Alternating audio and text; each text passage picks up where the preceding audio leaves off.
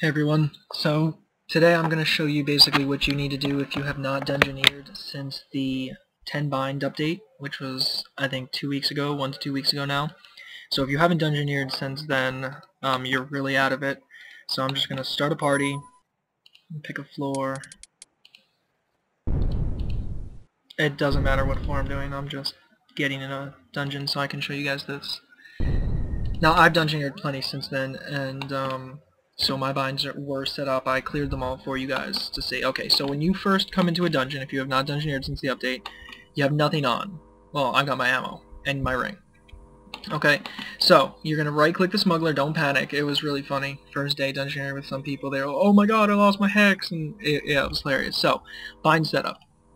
Now, I have 10 items. You're only going to have your 2 or 3 or 4, whatever you might have had. Okay? Now, at level 90, you can use 4 binds. You don't get a 5th until 120. So basically, level 90 is like the new 100, because that's the second most binds you can have. And 4 binds is plenty for pretty much anyone. Now, EOC will be out tomorrow, and so it's going to be a little different than Dungeoneering now. If you're ranging, you're going to want to be in range gear. Formerly, say my binds were Blood Necklace, Two-Hander, Hex, and Plate Body, I could be running through dungeons keen with the plate on and then just start shooting stuff with the Hex and still do a good bit of damage. You're not supposed to be able to do that in the EOC. So I could have waited for this video, but people have been asking me. I've dungeoneered with so many different people, and they're all so confused as to get this set up. So I'm just doing this right now before I forget any longer. So there's 3 layouts you can have. The one with the check mark is what you'll start with, and so you can change that. It doesn't have to be the top one. The top one is default. So, okay, I'm going to drag, say, the Hex Bow, and the Blood Necklace, and the Plate Body, and the Two-Hander, and then now I could put my range top and switch between the two, but like I said, in EOC you're going to want to range and range gear, so if I'm running through the floor, I'm going to want some type of range item on, and I don't know if this is going to neutralize itself. I'll have to find out tomorrow. I probably could go to the beta, but regardless. So, when you click done, you're still not going to have your stuff. You have to click this arrow here. And now, all of the equipment you can wear will immediately be on you, and then since I put my bow before my two-hander, I'm going to start with my bow. Now, say you have 3 layouts because it gives you a lot of possibilities. So say my second one I'm going to make melee, so I'm going to put my two-hander right away, Blood Necklace once again, and I'm going to put my melee top, melee bottom, and then melee gloves. And so say I want my third one to be range, so I'm going to put the Hex. Now the Secret Charm I actually just randomly found the other day, and I was like, what the hell, might as well bind it and see how it is in EOC, and if not, I'll get rid of it. So we're going to put that for ranging bonus. I'm figuring the Blood Necklace is going to be melee strictly, and the Secret Charm is going to be mage and range. So I'll put the necklace, and then I'll put the range top, and I'll put the range bottom. What just happened? Put the range top, the range bottom, and the range gloves. Okay, so I can click done, and that's all set up. But I still only have what I originally put on. So now, anytime you want to change, you just click the arrow next to the setup you want. Now you see it all changed. It changed to my melee setup.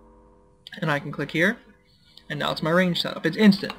So you could be running through the dungeon and say I'm taking part in a team, and like everyone's got a hex. So I decide I'm going to be primary melee. I'm just going to kill everything with melee. So I'm running around, so-and-so, boss comes, it's something I want to range. Bind setup. I click my range one, and you could click the X if you wanted to, but the done button's a lot bigger and easier to click. And so now I'm all set up. Now you see on me, I've got all this cosmetic stuff. But look over to my inventory or gear setup. That's what I actually have on. Well, not this here. This on the right side. This is all the Solomon stuff. Anyone wondering about that, you can actually come into a dungeon with the keepsake key, and there's plenty of other videos about this. I'm not going to cover this now, but you can come into the dungeon with a keepsake key, and you can get a dungeon item to make it cosmetic, so these legs are not really here. It's these. And even if I take this off, so I have nothing on my legs now, you still see the cosmetic legs. If you use a dungeoneering item on a keepsake key, you do not get it back. If you go to reclaim it, it's not going to be there. So you can't come back into a dungeon and then reclaim your plate body that you had downed. If you want a cosmetic plate body, you need to go get a plate body and a new plate body and use it. And the party hat I can get back. Any items in real RuneScape, the necklace, you can get those back because those are real. But in Dungeoneering, be clear that you can't get it back. I just wanted to mention that because people were asking me about that. And so yeah, that's about it for the binds. My recommendation would be to have a melee and a mage or a melee and a range setup. Just because in EOC you're going to need actual gear for what you're doing. You don't want to be maging in your plate body. So I see a lot of people using the hoods, like the primal helm or the ranging, the Sagittarian coif, and the celestial hood. I'm not really a fan of the hoods. I think the plate body, or the body and the legs, are going to be the best bonuses and best defenses, especially for the life point boost.